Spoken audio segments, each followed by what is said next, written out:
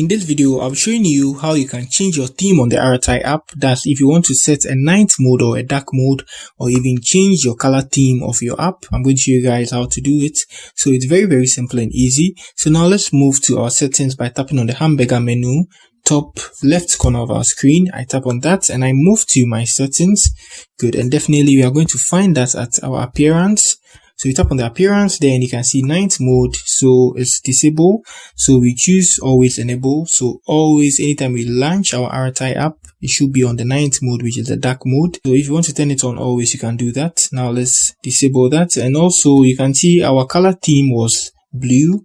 We can choose any of these colors. Let's make it, I like red most of the time, but this is not red. So you can see it has changed here.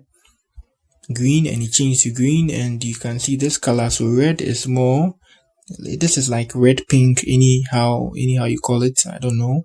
Yeah, so that's it. You see the theme too also changes as well. This looks like a female color. Let's go back and try to rechange it to the blue. I think blue is okay for a man. Yeah, so that's it on how you change your theme on Arattai, and also how you turn night mode on or dark mode on Arattai. If you are new here, give me a like and subscribe to my channel. Peace.